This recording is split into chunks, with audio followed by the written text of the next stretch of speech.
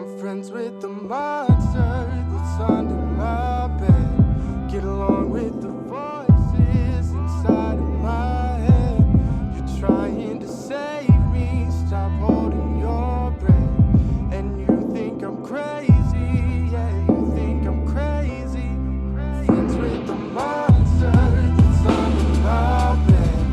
Get along with the voices inside of my head. You're trying to save me, stop holding your breath. And you think I'm crazy, yeah, you think I'm crazy. Well, that's not fair.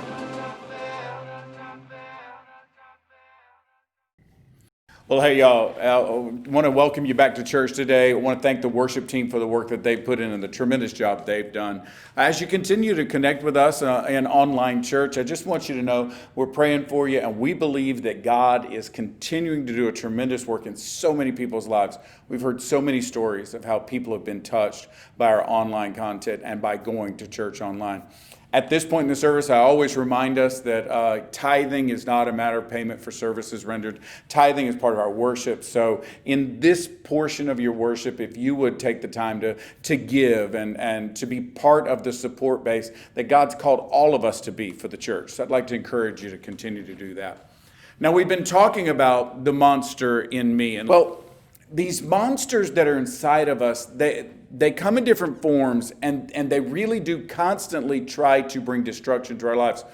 In our modern world, in our current society, far too many people have decided to just make friends with the monster. Just like the logo we've got in the front of this, the video we've got in front of this.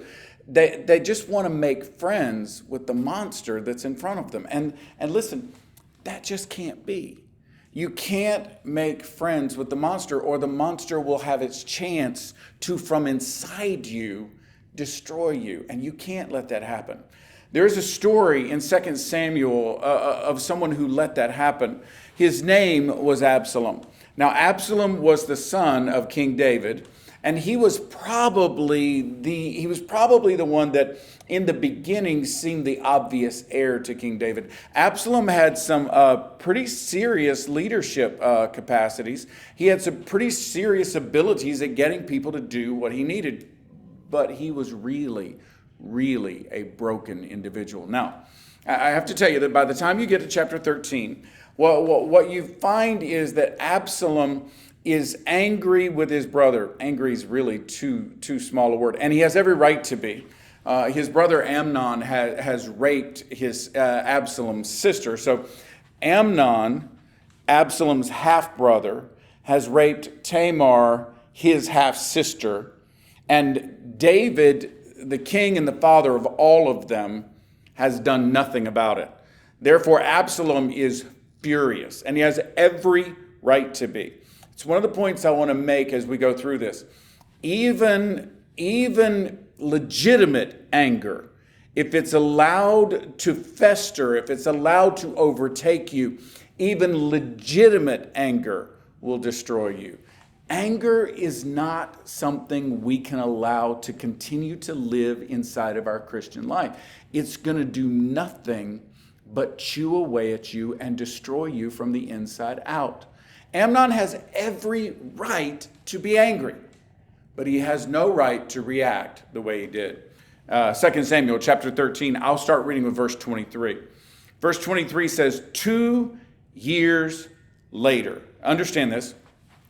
2 years later. So Absalom has been festering with this thing. He's been focusing on it. He's been scheming. He's been contemplating. He's been planning. He's been waiting. He's just waiting. He's letting it just consume. Listen, anytime you let anger, even legitimate anger, just consume you, it's going to bring destruction into your life. Watch what he does. 2 years later, when Absalom's sheep herders were at Baal Hazor, near the border with Ephraim, he invited all the king's sons to come there, all of them. Absalom went to the king and said, "Your servant has had shearers come. Will the king and his attendants please join me?" He even invites David. "No, my son," David replies. All of us should not go. We would only be a burden to you. Although Absalom urged him, he still refused to go, but gave him his blessing for this meeting, this gathering, this dinner with all of the king's sons. Then Absalom said, "If not, please let my brother Amnon come with us." The king asked him, "Why should he go with you?" But Absalom urged him, so he sent with him Amnon and the rest of the king's sons. You see what's going on. Absalom has a plan. He spent 2 years devising this plan, and now he's going to make it happen. Watch. Absalom ordered his men. Verse 28. Listen, when Amnon is in high spirits from drinking wine, and I say to you, strike Amnon down, then kill him. Don't be afraid. Haven't I given you the order? Be strong and brave. So Absalom's men did to Amnon what Absalom has ordered. And then all the king's sons got up, mounted their mules, and fled. Absalom spends 2 years scheming against his brother. He did not spend 2 years convincing his father that he had handled it wrong. He did not spend 2 years trying to get justice done in right ways. He did not spend 2 years trying to do the right thing in the right way. He spent 2 years planning for the destruction, for the moment when he can murder his brother Amnon. Now, again, let me pause. Again, Absalom has every right to be angry. He has no right to take this path. We have to understand how we respond to anger, even legitimate anger, is important. Little thing I want to show you here. Watch. Harbored rage. Harbored rage. It means, look, there are times when I legitimately am just furious. Legitimately am hurt and broken. Everything about me is angry. The rage, it exists and it burns and it has good reason and it's legitimate. If I harbor that, by that I mean, if I give that safe harbor in me, if I give that rage a home, if I give that rage a place to live within me, then I give it the ability to take root into every part of who I am. And that rage, watch, rage will outgrow joy. I have to tell you, if you've ever worked a garden, then you know that you have to keep the weeds out of the garden. If you don't, the weeds will grow up around. You plant a tomato plant. You want tomatoes. But if you don't keep the weeds down, the weeds will choke the tomato plant until you get nothing. The bad will overtake the good and you'll get no positive fruit in your life. Anger, rage that is given harbor will steal your joy. It will steal your peace. It will steal your ability to enjoy any part of your life because you are just so consumed with the rage that you gave harbor to. Listen. You didn't cause it. I've already told you. Amnon's anger is legitimate. He didn't cause this. It wasn't his fault. But he did allow it to take up residence in his heart and live there. And when it lives there long enough, it does its destructive work in you. You can't do that. Harbored rage leads to planned revenge. Eventually, you got to let this rage out somehow. And what you want to do is you start to blur the line. Everybody hear me. You start to blur the line between justice and revenge. See, justice is what we need to find. The justice of God. That does bring down punishment on some people. But it's not the revenge of me going out there and drawing the blood myself. Vengeance is mine, says the Lord. This part is not for me to do. Justice I can call for. Justice I must work for. But this vengeance piece, this is a result of harbored rage. Vengeance is caused by the fact that I can't properly process the anger that is inside of me. And so I come up with a plan that is not of God, that is not godly, that is not even humane to the other people around me. I just come up with a plan that lets me shed the blood. Listen, Vengeance demands blood. Justice demands what is right. We've got to be on the side of justice, not on the side of vengeance. Absalom, because he harbored this rage, he allowed vengeance to overtake the righteous justice he should have been able to find if he had done this the right way. Watch. Harbored rage leads to planned revenge, which produces complete ruin. If I took you through the rest of the story, what you would see is that Absalom's rage does not stop here once he kills Amnon. No, he leaves for a time and then he comes back. He tries to overthrow David, the King David, his father, and for a time he does. But after he sends his father, drives his father out of Jerusalem, he acts so poorly. He acts so viciously. He acts so sinfully that no one will follow him. Remember, I want to remind you, I need to say it again, Absalom's anger is legitimate, but he allows it to take root in his heart to the point that it poisons everything that is good in his heart. You can't do that. I get it. You're hurt. I get it. They did you wrong. I get it.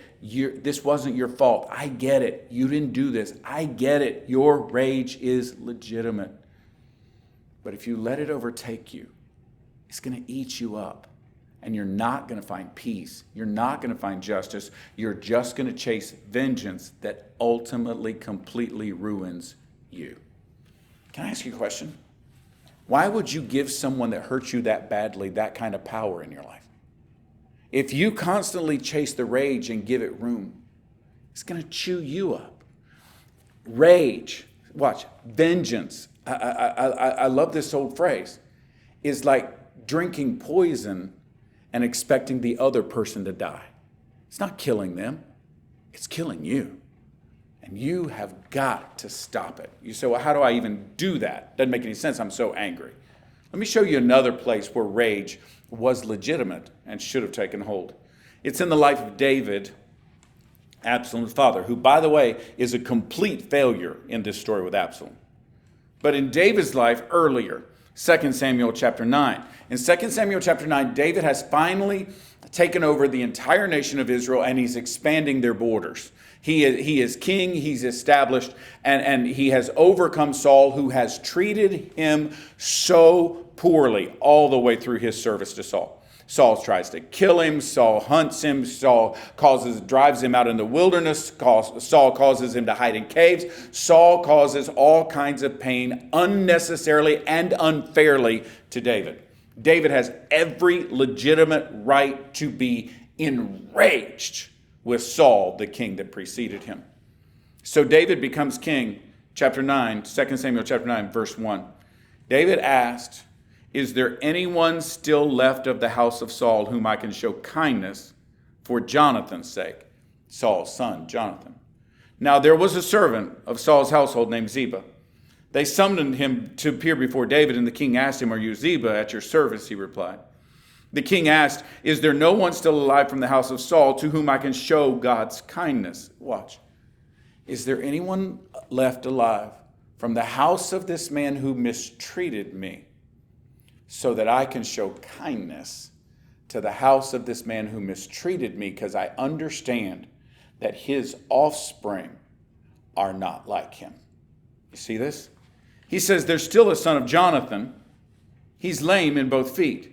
The story tells us that as the servants of Jonathan were running away from the palace, as David's men were approaching Jerusalem to take over, that the servant that was carrying this son fell. And the boy's feet were damaged to the point that he could not walk properly. Where is he? The king asked Ziba. Ziba answered, he's at the house of Machir, son of Amiel, in Lodabar. So King David had him brought from Lodabar, from the house of Machir, son of Amiel. When Mephibosheth, what a great name, one of my favorite names, Mephibosheth. I actually knew a guy named Mephibosheth. They called him Mephi. Mephibosheth, son of Jonathan, the son of Saul, came to David. He bowed down to pay him honor. David said, Mephibosheth, at your service, he replied. Don't be afraid, David said, for I will surely show you kindness for the sake of your father Jonathan. I will restore to you all the land that belonged to your grandfather Saul, and you will always eat at my table. David, who had every right to be angry and to be filled with rage at Saul and his entire family, was able to unpack the fact that this one man, Saul, whom David refused to raise a sword against, whom David refused to kill, whom David refused to even actually fight, David showed all the honor and grace to Saul. And in return, Saul tries to kill him. Saul chases him. Saul leaves him as a fugitive in his own land. The man who would be king is hiding in the back of a cave. This is what Saul has done to David. But David understood, this is not my place. God has to take care of Saul. And he let God bring justice, and David never exercised vengeance. And instead, once David did reach the throne, he said, show me a descendant of Saul, because I know Jonathan, and Jonathan was nothing like his father, Saul. So he found a son of Jonathan, and he said, I am going to restore to you, not the lands of Jonathan. No. I'm going to restore to you the lands of Saul. I'm going to reestablish the land of Saul. Why? Because God already brought justice. Now what I need to find is peace. I want you to see this. David practiced deliberate dignity. He gave dignity to this young man, Mephibosheth. And remember, Mephibosheth is injured. He's permanently disabled by what had happened to him. And in this first century world, it would mean that he lacks value. He didn't have lands. He didn't have wealth, and he didn't have the ability to earn anything. And in this ancient world, he would have had no value. David took a descendant of an enemy who was of no value and elevated him to the point that he gave him all the lands, reestablishes the lands of Saul, and then sits him at the king's table. He lives now in honor. He lives now in dignity. He lives now with authority, with power, with ability. David gives back to Mephibosheth everything that has been taken from him. And he does it not in the name of Jonathan. In the end, he does it in the name of Saul, the one who hurt him. David deliberately gave dignity. Deliberate dignity leads to gracious generosity. You will eat at my table. I will take care of you. I will defend you. I will be what defines you from here forward. Gracious generosity, and that produces a powerful peace. Family, you got to hear me. There's a lot of us that are hurting. There's a lot of people in our culture, in our church, who are angry and enraged, and they have every right to be. But you got to hear me. If you give in to the rage, it's only going to completely ruin you. But if you can find a way to show dignity and generosity, and trust God with the justice. Trust God with the vengeance. And God will give you peace. Listen, it may take time, but we have to trust God to accomplish what we cannot get done. Vengeance is His. Anger is not healthy. And how do you let go of anger? You deliberately show dignity to the one that you were angry with. You deliberately, in grace, show generosity to people around you. And by doing that, you can find peace from your own anger, and you can give peace to everyone else who was hurt by the one who hurt you. Don't choose rage. Choose grace. That's what God did for you. Now you do that for other people.